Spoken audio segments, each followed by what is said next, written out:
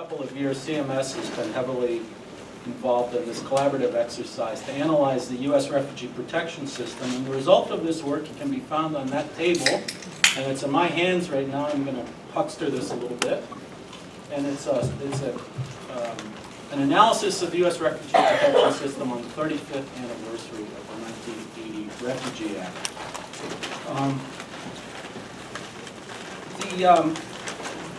That Refugee Act was considered kind of the high water mark in U.S. refugee protection policies. And we have a couple of other anniversaries coming up next year which are not high water marks, and that is the 20th anniversary of the Legal Immigration Reform and Immigrant Responsibility Act of 1996, and the 15th anniversary of the 9/11 attacks, and all of the, and I guess IRA, the 1996 Act, and the aftermath of the 9/11 attacks really created substantial barriers to the ability of desperate people to access protection in the United States. In addition, we really live in interesting times because we're in the midst of the single worst refugee crisis, the Syrian crisis, since World War II. And there are several other calamitous refugee-producing crises and refugee populations in the world, including the massive flight of Central American children, which continues more or less unabated, although the kids aren't now reaching the United States, they're being intercepted. A major issue that we tackled in this series of papers was the inability of people who are desperate people, who are fleeing for their lives, to reach protection in the United States, to gain access to it, and then of course to find durable solutions once, wherever they happen to be. And so we're fortunate to be starting off this afternoon with a panel of really top experts who will touch on this issue in different ways. William Canny is the Executive Director of Migration and Refugee Services of the U.S. Conference of Catholic Bishops. This is the nation's largest refugee resettlement network. It's resettled more than 1 million people since 1975. That gives you a sense of its scope. Bill is an expert on a lot of aspects of these issues. Before joining MRS this year, he was the director of emergency operations at Catholic Relief Service and kind of spearheaded their relief and development work in Haiti after the earthquake there. He's also the former Secretary General of the International Catholic Migration Commission. And he's going to begin our panel by speaking on the U.S. refugee program, the need for more generous refugee admission policies, and some of the challenges that program faces, which are kind of unprecedented in my experience. Our next speaker is Tara Magner, who's speaking in her individual capacity. That's why she's not identified as being associated with any institution in our materials. But all of us who know her to be one of the preeminent policy people and practitioners in this area. Among her other important legislative, academic, and non-governmental positions, Tara served as the senior counsel to Senator Patrick Leahy, the chairman of the U.S. Committee on the Judiciary from 2009 to 2012. And she was really a key person in the development and working up of the Refugee Protection Act of 2013. There may be a Refugee Protection Act of 2015 now. If it's not out yet, it will soon be introduced, I believe. And that act speaks broadly to the need to reform the U.S. refugee, asylum, and temporary protection system. So it was a very, very ambitious piece of legislation. And Tara is going to be speaking on migrant interception and migrant interdiction programs, and in general on the issue of externalized enforcement. That is, pushing the border out, stopping people from reaching a place where they might be protected. And then the final speaker will be T. Alexander Aleinikoff, who is the former UN Deputy High Commissioner for Refugees and is now on assignment with the UN Secretariat in New York. Professor Aleinikoff also served as INS General Counsel and Executive Associate Commissioner for Programs. We know him as an academic and a thinker extraordinaire in this area, really one of the great leaders in this area. He formerly served as a professor and dean of Georgetown University Law School And for 16 years, he served as a professor at the University of Michigan Law School, where he directed that law school's famed immigration clinic for several years. And Alex will speak on the global refugee crisis, UNHCR's work, and I hope he speaks a little bit on the issue of durable solutions. He's had some interesting articles and talks on the need to combine development assistance, integration into host communities, and strategic third country resettlement to create durable solutions for long-term refugees. Each panelist is going to speak for 10 to 15 minutes. We have a very full afternoon just after a very full morning. And then after the panel, we're going to have a talk by David Martin, and I will introduce him after this. Okay, so thank you. Bill?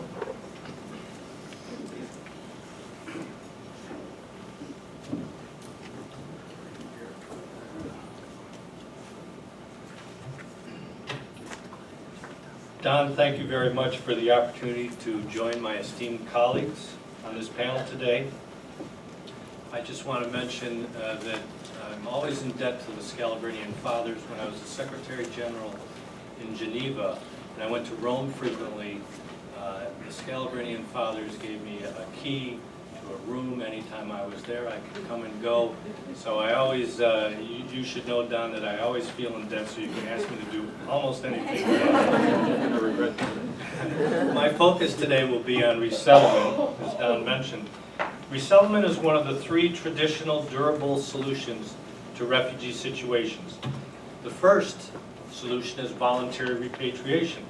When at the end of a conflict, for example, the refugee is able to voluntarily return in safety and dignity from a neighboring refugee host country back to his or her home country. Historically, voluntary repatriation has been the most preferred durable solution by the international community and refugees, although in recent years it has been difficult to achieve because of the protracted nature of the armed conflicts in refugee-producing countries. The second durable solution is local integration. This is when a refugee host country allows the refugee to remain permanently in the host country as a full participant in the community, preferably as a citizen of his or her new country. The third durable solution is resettlement for refugees, for whom the other two solutions would not be safe or humane. In these cases, a refugee is generally identified and screened in a neighboring host country and then settled out of the region to a third country. Now, when did modern day resettlement start? During World War II, President Roosevelt established the War Relief Control Board as a liaison on European humanitarian relief efforts between the federal government and the American Council of Voluntary Agencies, ACVA. This preceded two current-day networks for refugees and humanitarian relief in the United States, Refugee Council USA and Interaction. After World War II, large-scale resettlement to the United States began when President Truman passed the Displaced Persons Act on July 1, 1948, to resettle 202,000 refugees from European refugee camps by June 30th, 1950. That is 200,000 refugees in 2 years. Resettlement continued on an ad hoc basis after that, including, for example, in 1956, when the U.S. welcomed 35,000 Hungarians who had fled a Soviet crackdown and sought refuge in an overwhelmed Austria. Between 1959 and 60, when the U.S. welcomed 100,000 Cubans, and beginning in 1975, as the U.S. began to welcome refugees fleeing from the war in Southeast Asia. A public-private partnership and a nationwide resettlement network in the U.S. was developed, but as an ad hoc response, refugee group by refugee group. The effort became what former Senator Dick Clark, the U.S. Coordinator for Refugee Affairs, in a Senate hearing in 1979 called a patchwork of differing programs that evolved in response to specific crises and populations. What he urged at that time was a permanent, consistent, fair refugee policy. The current system, as mentioned by Don, was authorized by the 1980 Refugee Act. It emphasized self-sufficiency, particularly through early employment, as a fundamental objective of the program. The Act had the following impacts on refugee resettlement. It standardized the system under which refugees were admitted, clarified the objectives of the program, authorized assistance programs that would be used to achieve these objectives, and delineated the roles and responsibilities of the various federal agencies involved. The Department of State's Bureau of Population, Refugees, and Migration, PRM as it's commonly known, their role is to provide overseas humanitarian care and protection for refugees, and to work with UNHCR, implementing NGOs, and host countries, to welcome refugees and maintain stability of refugee situations. If sufficient, this funding establishes a protected, humane, secure environment for pursuit of the three durable solutions. On the resettlement side, the United States resettles over half of the resettled refugees in the world. The other 27 resettlement countries resettle the rest. PRM works closely through UNHCR and through refugee resettlement support centers to identify refugees and establish infrastructure for their screening and processing. The U.S. Department of Homeland Security, DHS, particularly the Refugee Corps, which is part of their citizen immigration services, does the interviews of the refugees and puts them through numerous security checks. After an 18 to 24 month process, approved refugees are admitted to the U.S. Resettlement in the United States is done through a dynamic public-private partnership between the U.S. government agencies and 9 resettlement agencies, also known as voluntary agencies or VALAGs. These 9 VALAGs have some 300 local affiliate agency partners. For example, the U.S. Conference of Catholic Bishops, Migration and Refugee Services is a national voluntary agency, and our refugee network includes Catholic diocesan charities and Catholic social services around the country. Some 160 of the 196 Catholic dioceses in the U.S. have been involved in resettlement over the life of the U.S. resettlement program. Currently, 80 Catholic charities are involved. The public-private partnership also includes many volunteers from parishes, religious congregations, and community groups. PRM oversees the initial reception and replacement services of refugees into local communities through these 9 VOLACs. Beyond the initial placement, the Department of Health and Human Services, particularly the Office of Refugee Resettlement, ORR, continues the dynamic public-private partnership with these 9 agencies. The partnership also includes a myriad of NGOs, including ethnic support organizations known as mutual assistance associations, and also other NGOs that focus on specific aspects of resettlement, such as English as a second language, or employment, or healing trauma. There's also an important collaboration between the federal government and the state and local governments, and of course the VALAGs and NGOs mentioned above. I'd like to close my remarks by taking a brief look at the Syria crisis and explain how and why resettlement plays a relatively small but strategic role in the solution to this crisis. Pope Francis, we at the Catholic Bishops' Conference, and many others certainly urge that the overall solution to Syria is to get a peace that will lead to an inclusive society, so that those who want to go home again can do so in safety and dignity, including majority groups and minority ethnic and religious groups, and to meanwhile provide strong humanitarian support in the neighboring host countries to assure that voluntary repatriation remains a viable option. At the same time, we urge the humanitarian and strategic importance of resettlement for the most vulnerable refugees. What do I mean by that? Syrians have experienced extremely high levels of trauma and secondary trauma, including torture, gender-based violence, generalized violence, and murder. After these kinds of experience, you often cannot go home again. Also among the most vulnerable individuals are those with fractured families. Resettlement is often the only way for refugee families to achieve family unity. While having a strong humanitarian purpose, resettlement of Syrians by the United States can also have important strategic impact. For example, when the U.S. resettles refugees, that encourages other nations to do so. Also, when the U.S. resettles a refugee group, it sends a strong message of support to the group that we stand in solidarity with them. It can also help to create a stay factor for those who might otherwise lose hope and take dangerous journeys seeking refuge, the journeys we're seeing now into Europe.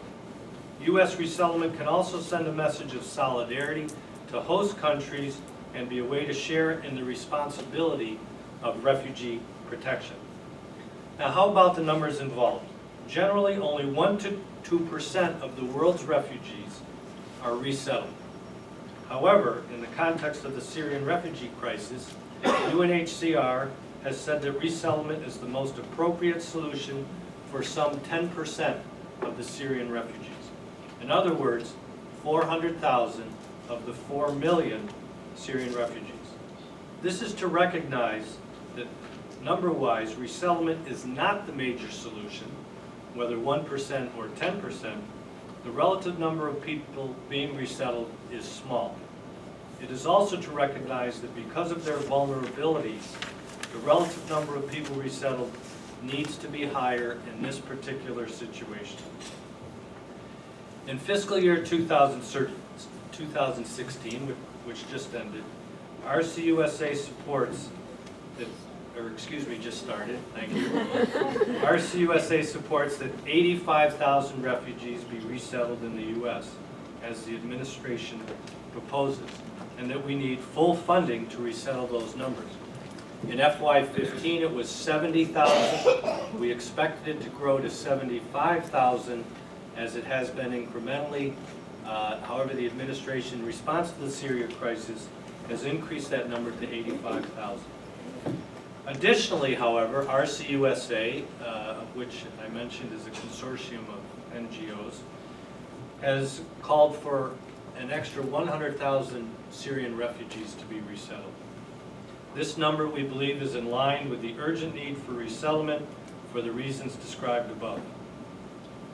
We also urge full funding for the 100,000 refugees to be admitted in fiscal year 2017. The U.S. government proposes to go from 85,000 to 100,000 in 2017. This needs funding. The refugee resettlement program is recognizably, at all levels, including within the government, running itself on a shoestring. We also join RCUSA in continuing the push post-2016 to have another 100,000 refugees resettled, total being 200,000 refugees in the coming years. There are some challenges to this. Funding is certainly a challenge, and we hope that the administration and Congress will move on this as they settle some of the funding issues this year. We certainly have to increase the resettlement network among the 9 voluntary agencies. It's a very complicated, it's a very monitored program. You have certain objectives. Again, it is not fully funded. It does depend on quite a bit of private partnership and private involvement. We need to expand that, and certainly we need to have overseas more rapid and effective screening. We need to, I think, work to cut down the number of months that it takes for a refugee to go through a screening process, which is quite extensive, and get to the United States. We've also shown at the end of this fiscal year that the U.S. government, in partnership with the processing centers, can diminish the time that it takes to do that screening. Thank you very much.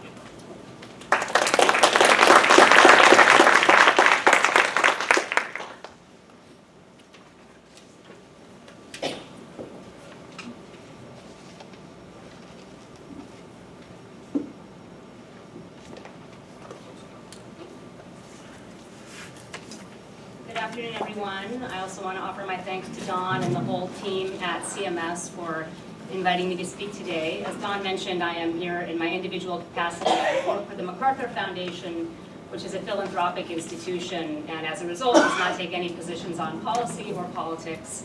And so anything I say today should be attributed to myself only.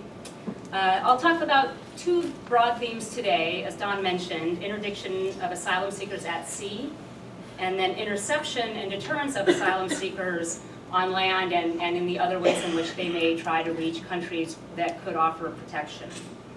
And if we have time, I admit I'm a little tight on time, we can talk about some of the jurisdictional questions that arise from these modes of transit, but my guess is that David Martin may be talking about this later as well. And so if we look at a not uncommon circumstance of asylum seekers at sea, we need to think about the conditions that would force people to make the choice to travel in this manner. This is not a choice that anyone would take lightly. And if you look at the back end, for those who do reach a nation that might provide protection to them, according to UNHCR, for example, 95% of the Syrians who were able to reach European Union nations in 2014 were provided with protection. 89% of Eritreans and 63% of Afghans. So generally speaking, these are people traveling who meet either the International Refugee Convention definition of a refugee or other definitions like the UNHCR's person of concern definition. Now, typically for an asylum seeker to make a journey like this, even one as bad as this, they have to pay smugglers. This is $1 billion business per year, according to Interpol. People have to pay for a seat on a boat. They might have to pay extra for a life jacket. They might have to pay extra to sit in the center of the boat where the risk of capsizing is less. There's often not enough fuel, no navigational equipment. Oftentimes the smugglers push the boats off without anyone who knows how to captain that vessel. The smugglers often don't go into the boats with the asylum seekers. Insufficient food, water, and medicine. And one of the peculiarities about the law of the sea is that every captain of every vessel has a duty to rescue those on a vessel in distress. But the law is complicated by the fact that disembarkation is unclear. So if a commercial vessel rescues asylum seekers, for example, that many asylum seekers and take them aboard their ship, they may not find a nation willing to let the asylum seekers disembark. And so it's a very complicated situation, and there has been some disincentivizing of commercial captains to rescue people who are clearly in distress, and this is one of the more notorious incidents going back several years in a situation that occurred in the Mediterranean. And so, of course, the outcome is that many people do not survive. This is the case of Aylan Kurdi, a 3-year-old boy and his 5-year-old brother, among many others, drowned trying to go from the Turkish coast to the Greek island of Kos earlier in the fall. We also see that smugglers are very crafty. They respond to changes in enforcement policies and practices. And so where land and border fences are built, smugglers offer boats as transport. Where European forces, for example, start patrolling the Libyan coastline, the smugglers move to the eastern part of the Mediterranean and start moving people through the Aegean, again from Turkey to Greece. And so there is a lot of push and pull going on with everyone responding to changes in practice and policy. And so if we look at the current situation in the Mediterranean this year, updated as of a week ago, 681,000 individuals have arrived by sea to Europe this year, and just under 3,200 have died in this year alone. Now, the reactions of destination nations to asylum seekers trying to reach their shores by sea are generally to respond with deterrence. And I want to point out at this moment that the most common destination countries for asylum seekers traveling by sea are also often the most generous refugee providers, refugee resettlement providers. So the European Union nations, Australia, certainly the US, are providing the most spots for resettled refugees who come in through what they would call an orderly process. But countries do not tend to like it when boats arrive on their shores unannounced and unexpected. And so we do see a great deal of deterrent policy toward these, towards individuals who are trying to reach destination countries by sea. Some of the most common responses are, in the early stages, often when the numbers are lower, allowing people to land and disembark, but then detaining them through the process of adjudicating any protection claim they have. Another reaction is some states have begun to excise their physical territory from the protection portion of their law. So for example, after a very famous incident near Australia in 2001, Australia passed a new law that said all of the islands surrounding the mainland would no longer be subject to the refugee protection regime. So a person who landed on Christmas Island, for example, might be adjudicated for asylum protection, but not in Australia. Another common reaction is to divert boats before they reach the territorial waters of a nation to some other location for offshore detention and screening. And both the US and Australia have engaged in this practice for quite some time.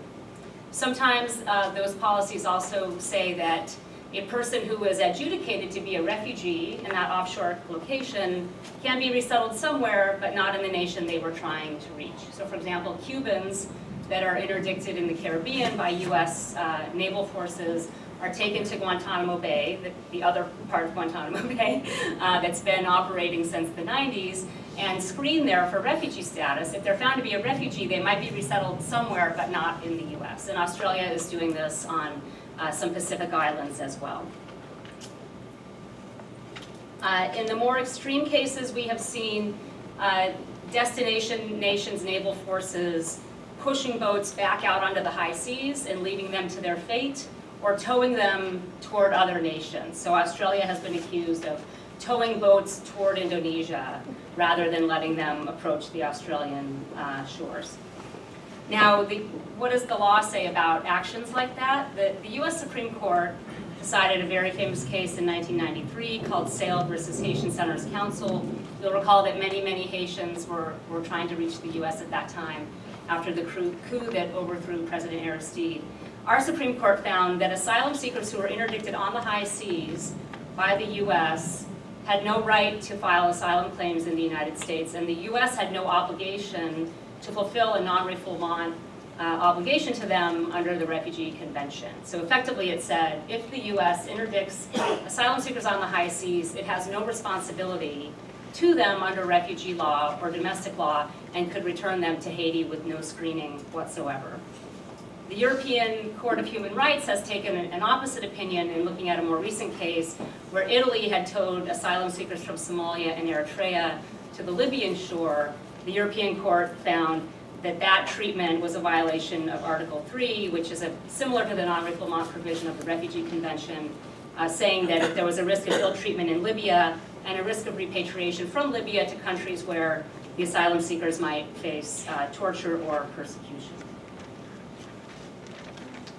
I'm going to jump to interception, the other part of the talk now, and talk about the way in which, again, very generous providers of refugee resettlement are often countries that also do what they can to deter asylum seekers from reaching their territory in whatever way that they are traveling, and to prevent them from being able to approach the frontier, because the non-refoulement provision is a prohibition on rejection at the border, return from the border to a country where someone may face persecution. And so if no one can reach that frontier or that point where jurisdiction begins, there's no opportunity to seek protection. Some countries have engaged in expedited deportation proceedings with limited access to an asylum process. That is what the US has done since 1996 We call this expedited removal. A person who expresses a fear of return can go through a process, but it is a more difficult process than someone who has applied affirmatively through our domestic asylum program. Most developed nations have very tight visa controls, making it virtually impossible for someone to, say, fly a plane to a country in Europe and disembark and request protection. Many countries have imposed what are called carrier sanctions on transportation companies, so airlines, passenger cruise ships, other companies have to screen the passengers on behalf of the governments so that no one should be able to enter that airplane and fly to the destination country without a valid visa. There are also a range of diplomatic carrots and sticks. The EU has used this approach and appears to be negotiating with Turkey right now. Turkey obviously has a strong desire to join the European Union, and the EU, reportedly through news articles, Angela Merkel has been negotiating with Turkey, saying we might give Turks greater access to visas to come to Europe, but Turkey would need, and we might help you with your EU application, but you would need to tamp down that border, not let people fleeing Turkey reach Europe, and there might be some financial aid thrown in as well.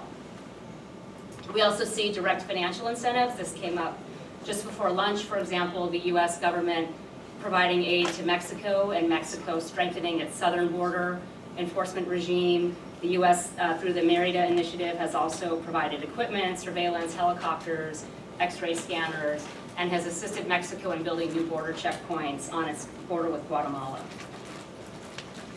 Many of these activities and tactics are used in combination with one another. And then increasingly we've seen destination countries work with departure nations to try to stem the flow before people can leave. So you have seen, for example, Spain negotiating with West African nations to prevent people from leaving the West African shore toward the Canary Islands. Or in the Gaddafi era, Italy had negotiated a bilateral agreement with Muammar Gaddafi to patrol Libyan territorial waters and to try to prevent people from leaving.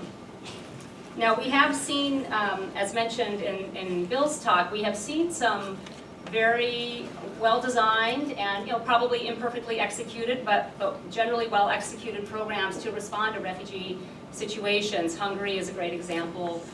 In the late 70s, there was the Comprehensive Plan of Action. In Southeast Asia, many refugees were fleeing from Vietnam and other countries in the region. Neighboring states were pushing boats back. Thousands of people were drowning. And so the Western states, the states in the region, and UNHCR worked out what they called the Comprehensive Plan of Action to assist people by saying that those who were arriving by boat would be treated as prima facie refugees and given screening in a processing center in the region. And this essentially, it essentially turned on a formalized quid pro quo between the Western states agreeing that they would ramp up the numbers of resettled refugees they took in significantly in exchange for the countries in the region accepting people to come in for the resettlement process, became countries of first asylum. This lasted about 10 years, after which the program changed a bit. By then there were more economic migrants mixed in with the flows, and so rather than giving people prima facie refugee status, the UN did individual refugee status determinations, and there was facilitated return for those who were found not to be refugees. So there's no reason something like that couldn't be tried now. I think it's a question of political will, and again, leadership from the nations that have traditionally been the most generous in taking refugees in. And there are some efforts underway. The EU has said it will take 160 of the most vulnerable arriving refugees from Eritrea, Afghanistan, and Syria over the next 2 years. There's talk of establishing processing centers in the Middle East. And I think just the other day, it sounds like the UNHCR is negotiating with the EU to send 200,000 from the region to EU countries, again, in that orderly resettlement process. A couple of other solutions drawn from the Refugee Protection Act that Dawn mentioned earlier. This is a bill that has not been enacted. I do think a new version of it will be introduced shortly. But some provisions of it were endorsed by the Obama administration at various points, and some of the provisions were included in the bipartisan Senate bill that passed the Senate in 2013 but was not taken up by the House. So one approach would be to model a provision on what some of you will know of as the Lautenberg Amendment, where for certain categories of people that the U.S. has recognized are more likely than not refugees, recognizing a group and then saying if a person is a member of that group and can pass eligibility, background, and security checks, they would be treated as a refugee. And so while the Lautenberg Amendment only has certain enumerated groups listed, the provision in the Refugee Protection Act, which was included in the bipartisan Senate bill, would allow the president to designate certain groups if they share common characteristics that identify them as targets of persecution based on race, religion, nationality, membership in a particular social group, which of course are the 5 grounds for refugee status. Or, and this is the broader definition, that the group share a common need for resettlement due to a specific vulnerability. So that is one way that the U.S. could open up its refugee processing, probably process people much more quickly, but without giving up the security checks that they would surely want to retain. Another piece that was included in the Refugee Protection Act is a way of trying to provide a more thorough screening of those interdicted at sea. And some of you may know that the U.S. has slightly different practice for different nationalities that are interdicted in the Caribbean. Cubans have one process, Haitians another, Chinese another. And so while recognizing there are some practical reasons for those changes in policy, the Refugee Protection Act would say that the U.S. has to provide at least a minimum level of screening for anyone who expresses a fear of return. And that rather than following the Supreme Court precedent and returning those on the high seas with no screening, that the individuals could not be returned until they had an interview with an asylum officer to determine if they had a well-founded fear of persecution or torture. I am out of time, so I'll save the jurisdiction questions for Q&A if you're interested. Thank you.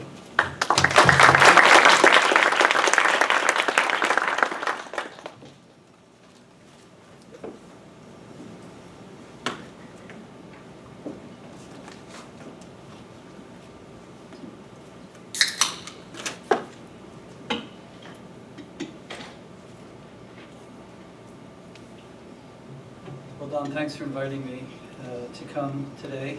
And I want to give you 2 numbers, 2 facts today. The first is 80%. And what I mean by that is that 80% of the world's refugees are hosted by countries in the global south. We have a tendency to focus on folks who come to the U.S. or try to come to the U.S. for good reason. But the U.S. is a very small slice of the overall refugee picture in the world, even if we get to 100,000 resettlements, which would be a great feat in the next year or 2 here. And even if 100,000 people apply for asylum, of whom maybe 20, 30, 40, 50% achieve asylum, maybe you're talking about 100, 150,000 people protected out of a population of 20 million refugees worldwide.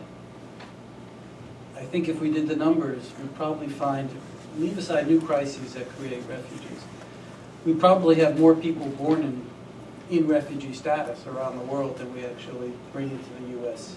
each year. So while the U.S. is, I think, still the most important actor in the world stage on refugee matters, and a major funder of UNHCR, for which we were very grateful, in point of fact, the global south bears the burden or enjoys the benefit, and I'll say more about that in a moment, of the refugee system. And what that means is if we want to reform the refugee system and we want to take care of refugees, we have to focus our attention to the place where most of them gain protection. The news from those countries is mixed. On the one hand, it's very good. This might surprise you to hear me say this. But even though the convention itself does not grant a right of access to apply for asylum, in point of fact, most countries bordering most countries in conflict leave their borders open. And so over the past number of years, as we can look at that really awful curve up of the number of refugees in the world, people are only refugees if they're able to cross an international border. And so people fleeing Mali were able to go to Mauritania and Niger and Burkina Faso a few years ago. People fleeing Somalia because of violence and drought were able to get to Ethiopia and Kenya and Djibouti and Yemen, and of course the surrounding countries from Syria. Lebanon, a country of 4 million people, has taken 1 million refugees in the last 4 or 5 years. Can you imagine if a quarter of the American population arrived at the borders of refugees, what the reaction would be? So the borders have largely stayed open for people fleeing, and this goes to something Tara mentioned on chronic facie status. The number of people, the people who flee across border are recognized as refugees. I don't think for any of the 4 million refugees in the countries neighboring Syria, a single refugee has been through a status determination hearing as they would face in a court in the United States, in the EU, and Australia. Rather, the practice is basically now anyone who flees conflict and gets across a border is treated as a refugee. This is a dramatic expansion of the original convention, and a wonderful expansion. And I think this is how the world thinks about refugees now. And so we may talk in our US courts and in the clinic that Don and I did together many years ago about the narrow definition, and we can bemoan the narrow definition that the courts adopt from time to time. It's irrelevant to the majority of the world's refugees who attain protection by simply crossing a border, fleeing conflict. That's the good news. The not so good news is what happens when they cross the border. Because unlike in the United States, where a resettled refugee, and again, here we quibble and carp from time to time about not enough money goes to HHS to take care of resettled refugees, and there aren't enough spaces in language classes, and all the kinds of stuff that we rightfully talk about to get people the top benefits they can so that they can go on with their lives. None of these things, very few of these things exist in the rest of the world. Right? In many countries, most countries of the world, refugees are denied the right guaranteed by the convention to work and to start their own businesses. In many countries of the world, refugees are forced to stay in camps. Kenya, Ethiopia for certain classes of refugees. Bangladesh have adopted encampment policies. Thailand, where people stay for years in camps. Many refugees have no access to health systems, difficulty getting into schools, or the schools are taught in languages they don't understand. There aren't language classes for refugees, on and on and on. So the things that we take for granted in our refugee system are not present for most of the refugees of the world. So you have this odd situation of very generous in terms of entry, but much harder in terms of benefits. It's the exact reverse of the United States. Harder to get in, but once you get in, you have a full panoply of rights. What's this mean? Well, here's the second number, 10,000. 10,000 is just the saddest number I guess I learned in my 5 years at UNHCR.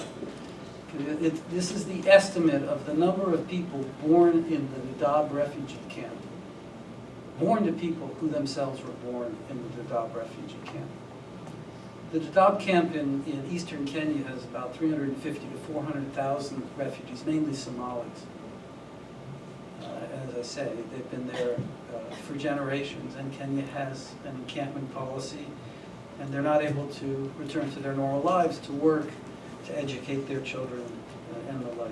This has led to a situation I've referred to in some things I've written as the second exile. Right? The first exile is when you're forced from your home. The second exile is when you get to a hosting country and you're locked out of the usual systems of social protection and education and health and right to work and the like that allow you to restore your life and take care of your family. So to me, there are many things we need to solve in the American system. I'm very distressed upon my return, I should say, as I'm really focused in again on the U.S. system, really how poorly the U.S. asylum system is operating now. And I think there needs to be some major work on that. But there needs to be equal attention overseas for the literally tens of millions of refugees who live in very dire situations.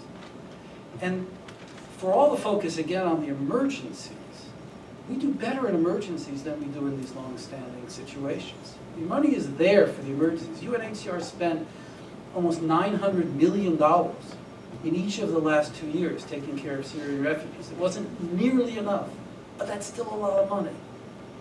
But the amount of money devoted to long-standing situations in Canny and Djibouti and Mali and Pakistan and Iran, much less money goes into those situations as they fade from the headlines. And I think that's where we need to put our attention. So what can we think about doing there? Well, first of all, I think the international community has to change the way it approaches these situations.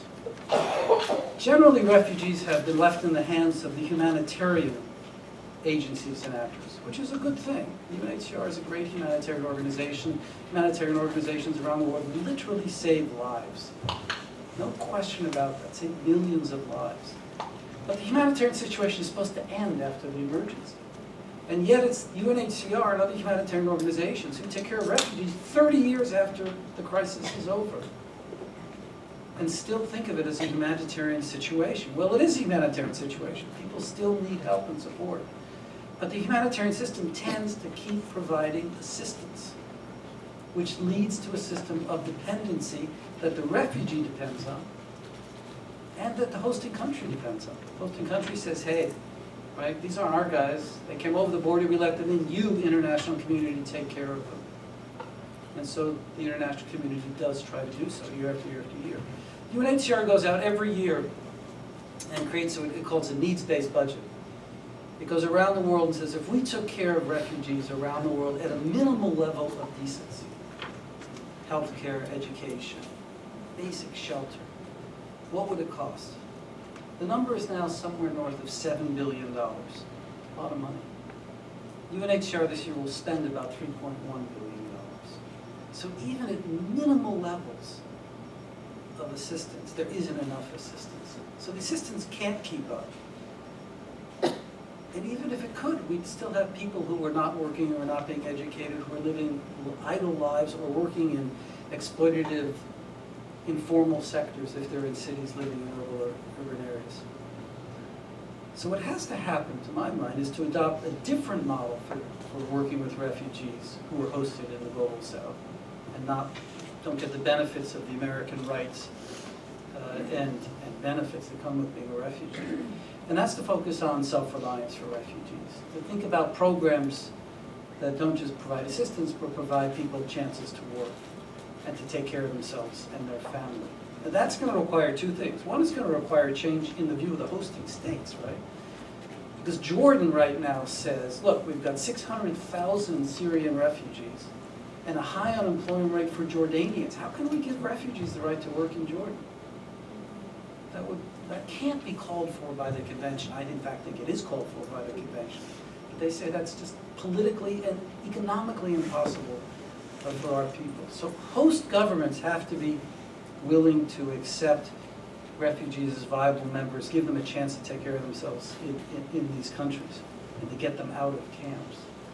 That's going to require, it seems to me, funding from the development community.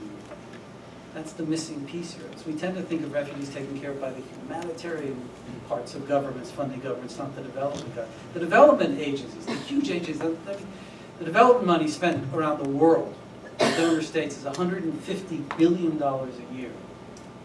The amount spent by humanitarian agencies is $20 billion a year.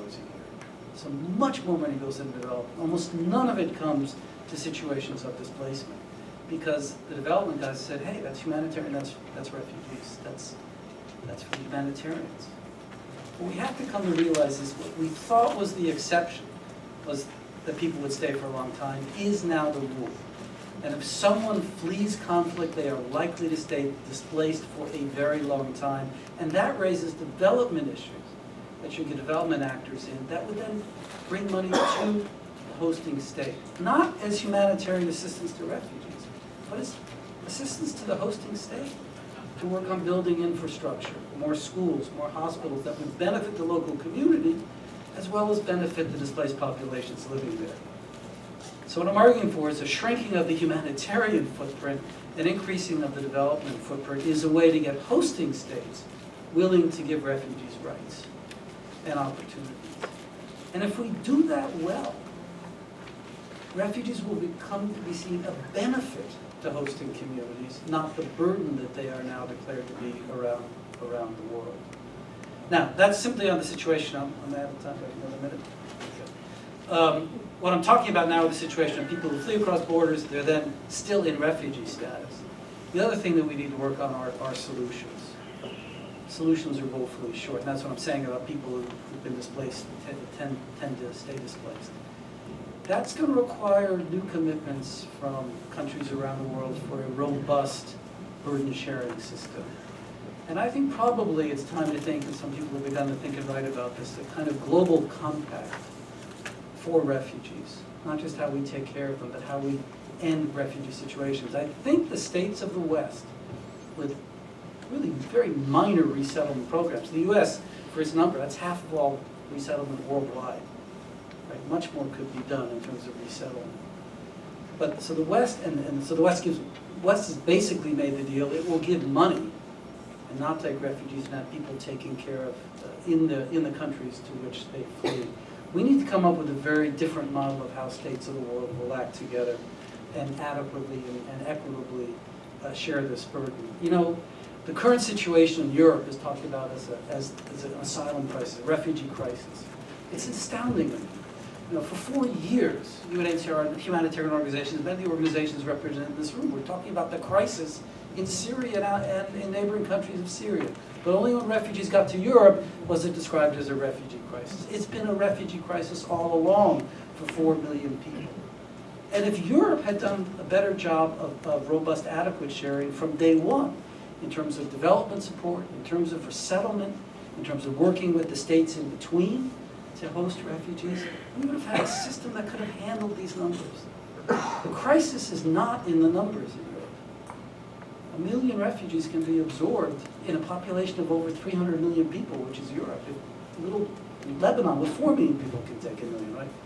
The crisis is in the response, which has been inadequate.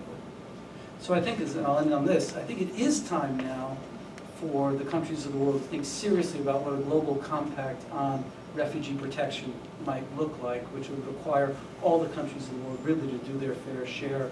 And it can happen in lots of ways, with resettlement, or assistance, or something else. But the current system, as I say, the crucial fact is that people are basically staying where they flee, inadequately taken care of.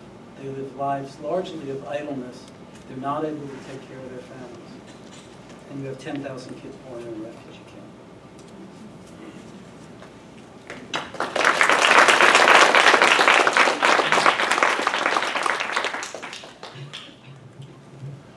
So we have some time, thank goodness. I wonder, maybe instead of me asking some questions, I wonder if any of the panelists would like to ask or make comments on what others have said. Or would you like to say things that you weren't able to say? Tara, I know that you wanted to. Well, I'm happy to go to the audience. Okay, why don't we do that? The audience often is robbed of its time. So audience, you have plenty of time. Questions? Yes. Thank you. Andrew Hughes from Church World Service.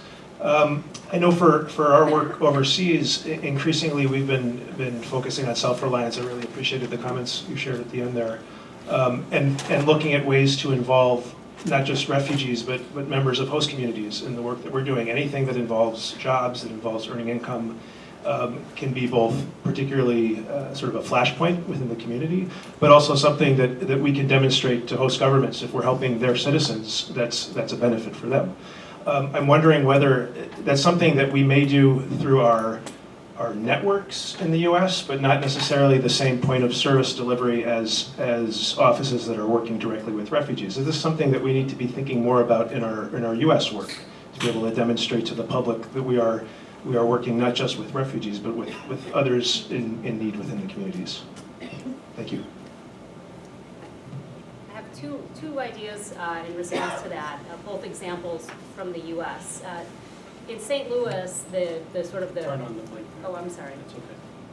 It's not the St. Louis Chamber of Commerce, but some equivalent organization commissioned a study on the economic growth and health of its region. And what they found was that their projection was a completely flat line, except in every neighborhood that had been resettled by refugees.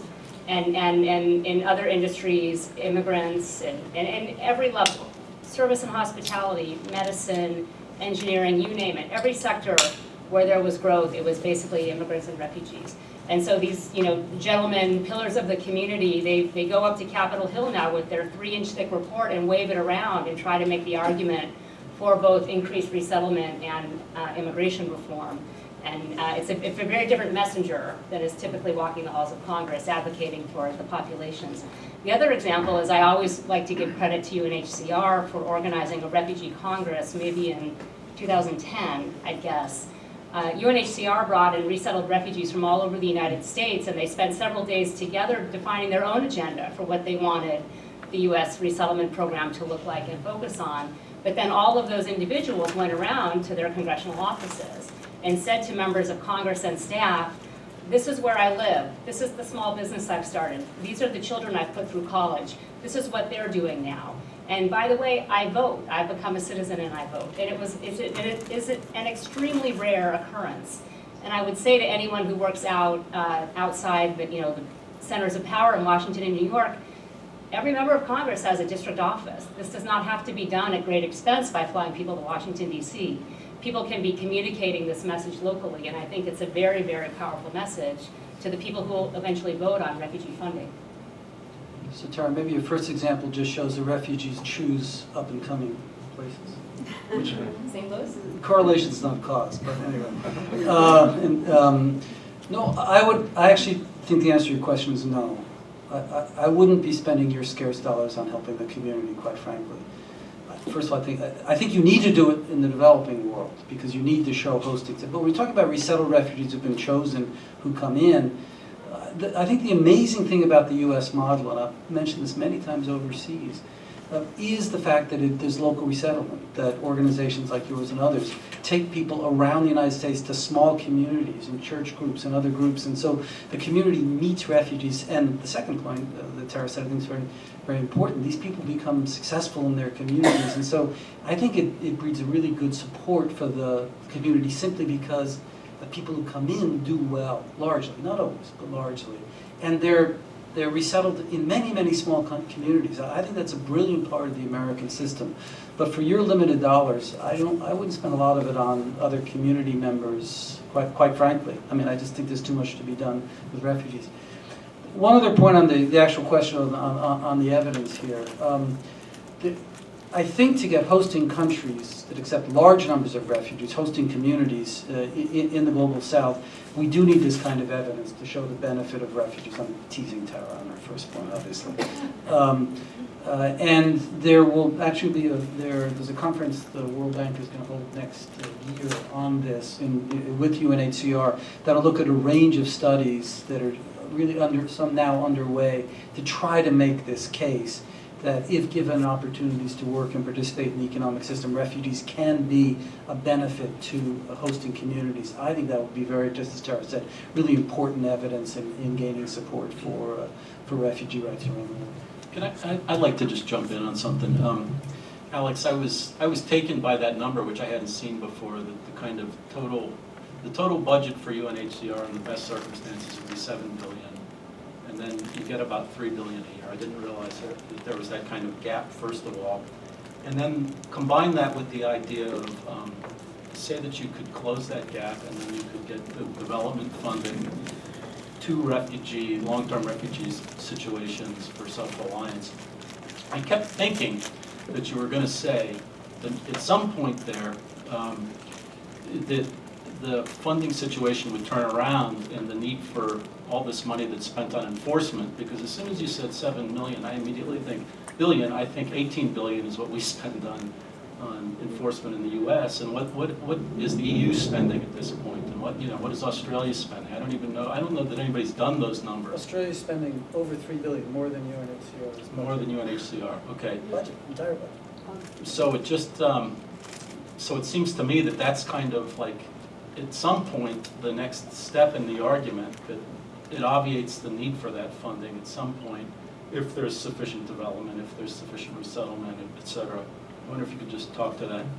I'm not sure that follows. I mean, there is this view in the EU, it's being said now by the politicians, because there's a big push to keep people in the region and not to come to Europe, that we need to put in lots of money in development, or that'll keep people there. I think the immigration literature, as I remember it, I haven't much time to read it in about years, and scholars here can correct me, but I always thought the immigration literature showed that development increased immigration, it didn't decrease immigration. So it's not obvious to me that development will stop a need for enforcement.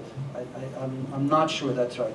It may be that guaranteeing people's rights and the like, and that you're now seeing people leaving Jordan and Lebanon because there's simply nothing to do there, but those are extreme situations. So I actually wasn't thinking of development in that sense. I was thinking of development aid used for what are now humanitarian situations. Well, I guess my argument is the other way around, is that development assistance should be used for development that includes, and this goes to the earlier point, that includes a host community and refugees, not for humanitarian assistance. If you do, I thought the question you were going to ask me was, if you do the job right, doesn't this shrink the need for humanitarian dollars? And the answer there is yes. The question is really, does it shrink the need for enforcement dollars? I know that's the question. I don't think so.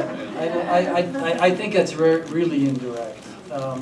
And I agree with you that the amount spent on enforcement is, in comparison, is really quite outrageous. But again, the number of people it's subject to is a small number compared to the total number. That's the real problem. Is most people receive very little assistance at all. Okay. I just wanted to say one more thing, because it's been on my mind quite a bit, which is I think that the refugee resettlement program is being attacked in a way that I've never seen before.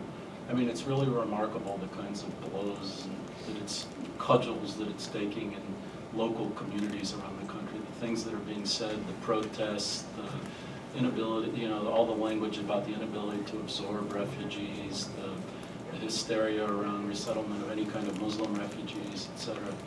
And my feeling is that something changed at some point with the refugee program.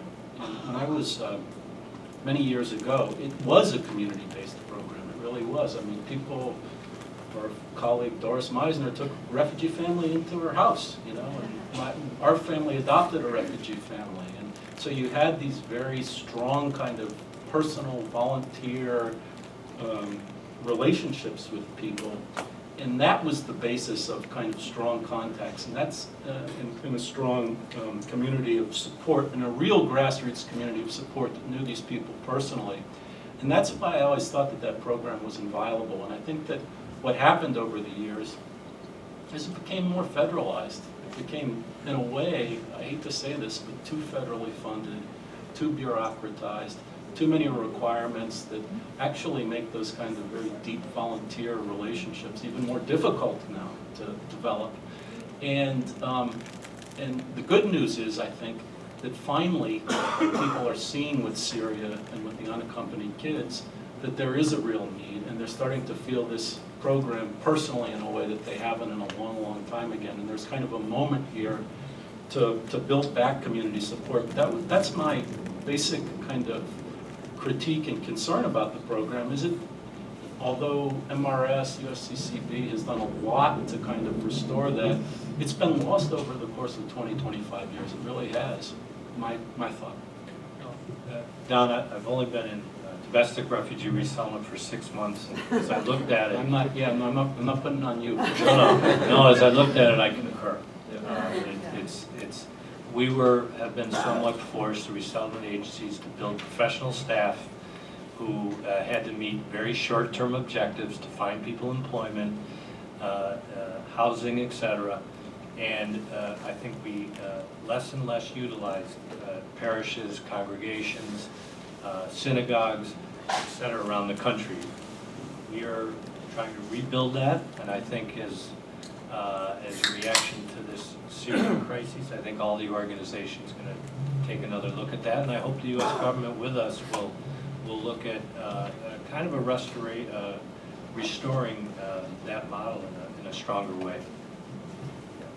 I would just take that one step further. I mean, and I know a number. Sorry. I want to say something to what you guys are saying. I want to add that because what you guys are saying, it has the pros and the cons. And you guys have been here, you have been taking care of that thing, but really to live it, you have not lived it, you don't know what it is, I have come from a country where I came from a civil war, I came through asylum. I've said that I did not get any fund from any of these agencies. But when I came, I saw the need there. I put myself through training. I made my way, and I came here because the American system of education is quite different from we coming from a third world country. So when I came, I put myself through community college, and then I went through university, and here I am, you know, and I'm giving back to the American community. Even when the Pope came here, I volunteer, I give to the community, trying to encourage the other African community where I'm working with, and because I work with special needs. So I tell them, listen, you cannot just teach the person how to fish, and that person will be able to catch that fish and trade it and feed the family. It's not all the time by giving, receiving. What can you offer? What can you give in return? You know, because sometimes when people sit down there on the table, we've done this, we've done, sometimes it does not really reach to the individual. Some of us don't get the benefits, but we try. We strive hard, you know. I came here, I applied for asylum, I got through it, and I'm still heading. And now I'm trying to do my master's. So I don't think the sky is the limit. It depends on the individual. It depends on what. So I'm trying to bring back, even among now I'm a citizen among my fellow country people, then you got to strive hard. Don't just listen to what they're sitting there to the table to say this, that, or you can do something. You can be anybody if you want to. But sometimes people look upon people very low as if they are nothing. We have come through persecutions, even in the church community. Some people will look at you, even to give you a handshake is something else. They look at you as if you are better. We are all of the human race. God made us all as one folks. Today you guys have the upper hands. The only disturbing problem that is happening with Africa and the underdeveloped country is because of greed and selfishness. There are so many potentials. We have so many potentials. And in any country, if you don't encourage foreigners, you don't encourage that country is not going to build up. The country depends upon everybody here, especially with the American country here. Everybody came here as a migrant. And sometimes I feel so sad when people refer to us as if we are nothing. We all are immigrants. So if only we can embrace each other, you know, it might be difficult. That's why now, even like in Philadelphia, the Archdiocese bring in these programs, various programs, which is very good, and I'm part of it, diversity. We have to accept each other's culture. We cannot have the same cultures.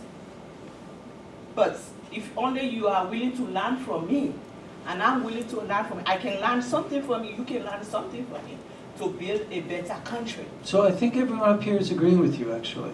I think that's exactly what we were saying, is that this should be programs of self-reliance and not programs of assistance. And I think the kind of support that's given by the federal government, whether it's bureaucratized or not, lasts just for a very short period of time. It doesn't carry forever. And I think one of the benefits of what the U.S. system guarantees, which I would love were true around the world, is the right to work, is the right to go to school. Your kids can go to public education, no question about it. That's not true in most of the rest of the world. Kids don't go to school. They don't have access to health care the way they do here. So, in fact, I think we're agreeing with you on this, in fact, on what should happen.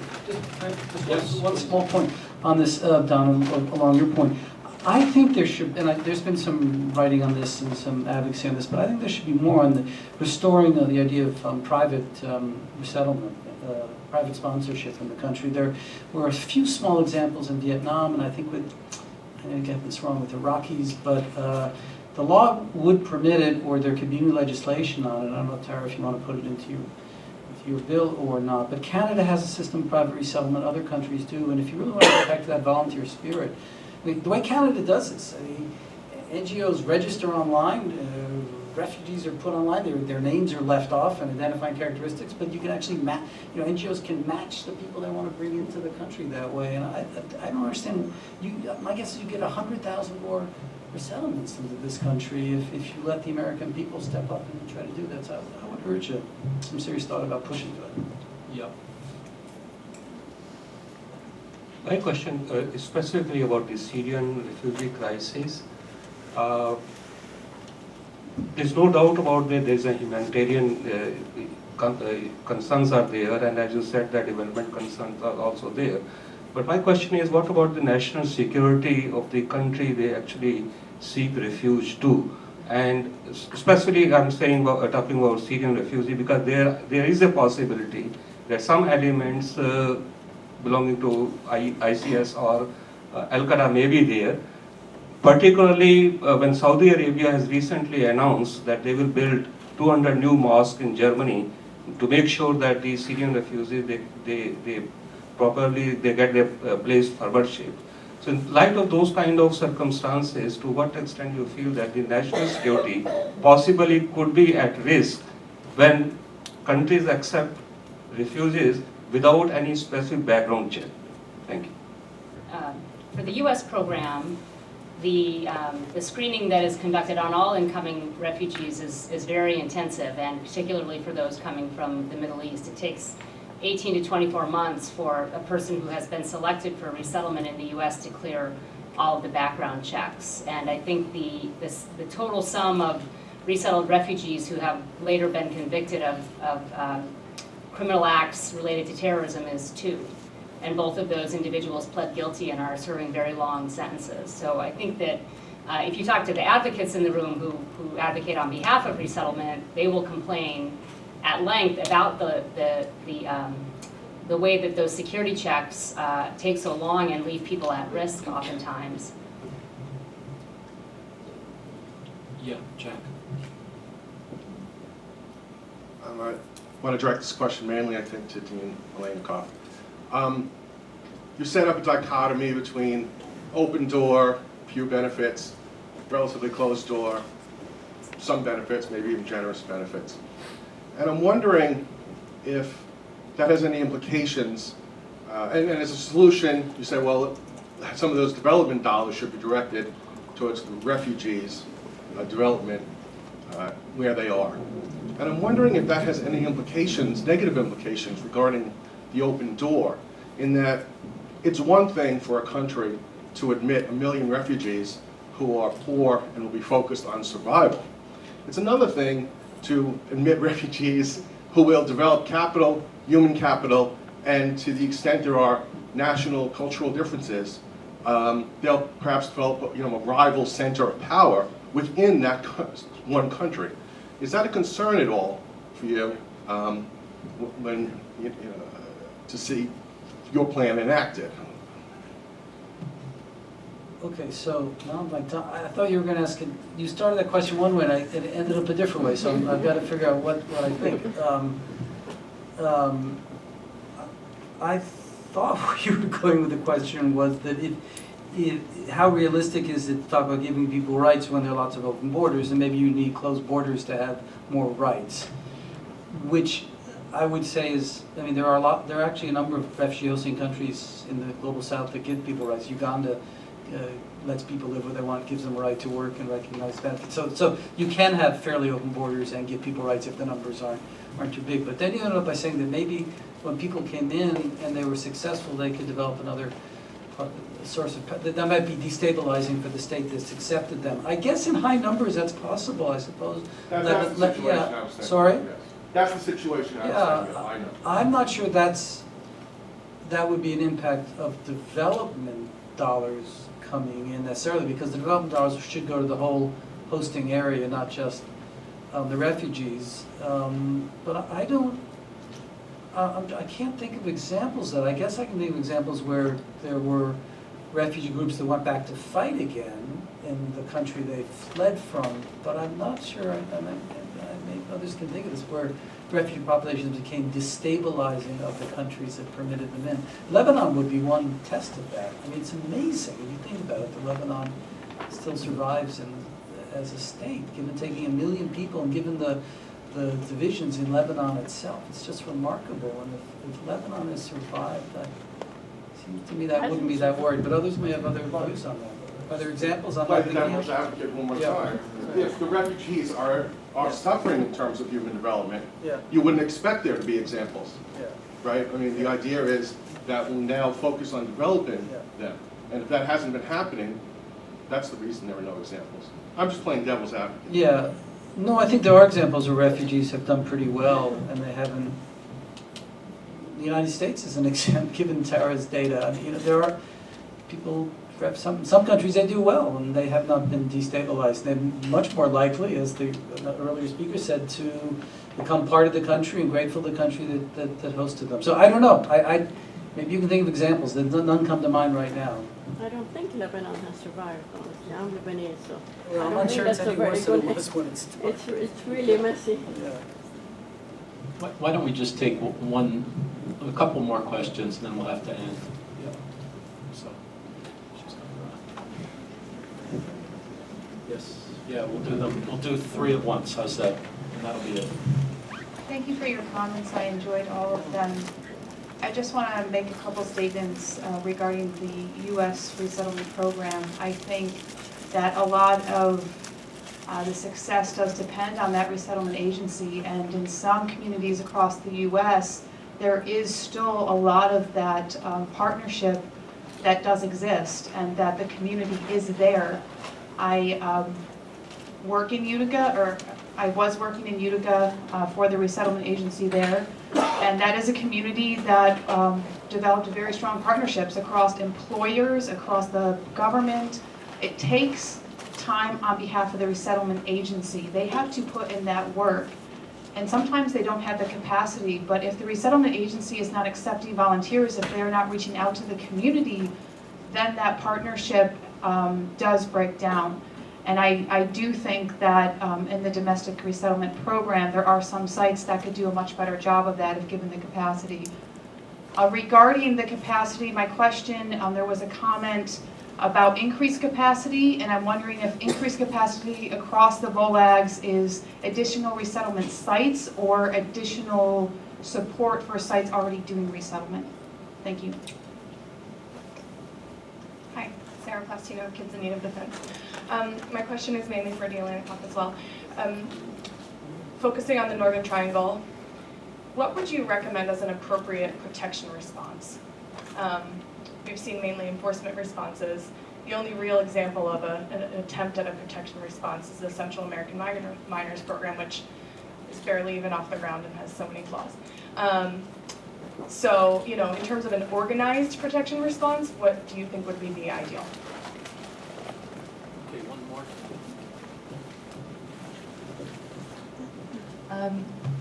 Again, thank you. This is Mirna. I'm also Lebanese. I'm working now with the Arab American Association in Bay Ridge. Just 2 things, you know, we're processing a lot of information, but I can't see him because of the poll, but he mentioned the Saudi funding for mosques in Germany. I don't know how that made sense to his question, and I want us to make sure that, you know, there's this image already in the States that you know, Islam equal terrorism, and we're kind of fighting against Islamophobia, so we can reinforce this in these spaces as well. So I want us just to make sure to make that distinction. Second of all, it's very hypocritical of Saudi Arabia to do that instead of just taking in refugees. So that's something else I wanted to mention. And another thing is, I'm really surprised about the budget. The United States, you said, spends how much? How many billions on surveillance? 10? No. On 30? what, on enforcement? Enforcement? Well, the budgets of the 2 enforcement agencies combined is 18 billion. 18 billion. So that's not all on enforcement, but then again, there's a lot of other federal agencies that are playing some role in enforcement and spending some money. So it's probably a pretty good estimate. An estimate. And then something I always like to mention is there's $3.7 billion going to Israeli military aid. And so it's always like a big question mark. Like, how do we take that money and kind of redirect it to something that can solve this crisis or this issue?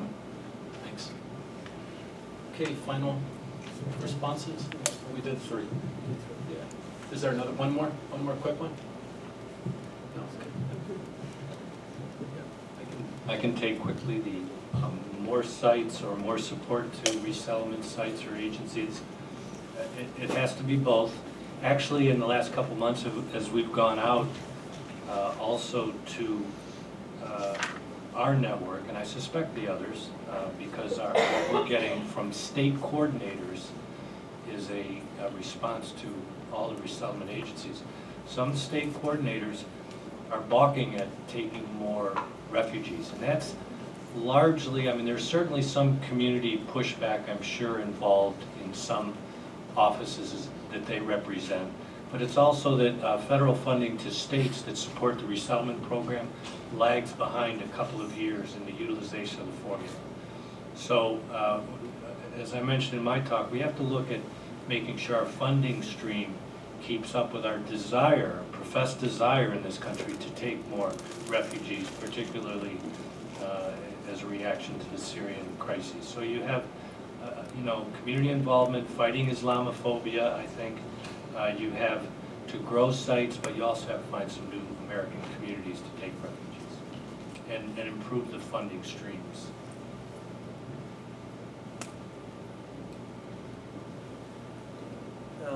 Just on the question of the Northern Triangle, I think you need to develop asylum in the region. Microphone. I'm sorry, I turned it off. I think you need to develop asylum in the region so that the countries taken, the neighboring countries, can take care of people who are fleeing and they don't have to take dangerous trips down all the way through Mexico to try to get to the U.S. And then I think you need to have legal ways of entering the country from, I think what's been started is okay, but it probably should be an expanded program that can take care of more children at risk. And then I would try to, this doesn't seem to have been the U.S. goal, but to work with Mexico on having fair procedures before people are returned home. And, which has happened, end detention at the border of the United States for families and children. Just the one point I'll throw out is, because you mentioned the Central America Minor Refugee Program, which is an in-country, these are in-country programs where Central American minors can apply for refugee status in their home country and then possibly be resettled here. There have been about 46 or 6,400, I've mixed up the numbers, 4,600 applications filed since that program was created in December of last year. Only 11 children have been cleared for resettlement in the U.S. About 75, I think, have been granted another form of humanitarian protection with fewer opportunities to path to legal status here. But the other thing that really struck me about that program is that security and background screening is also taking 18 to 24 months, talking about children. So it's clearly some issues to be worked out there. Okay, thank you. What we're going to do is we're going to not take a long break now. We're going to take kind of a short break, a stretch break type of thing that is really going to last no more than 5 minutes. So stick around. And I want to thank the panel. It was really terrific discussion.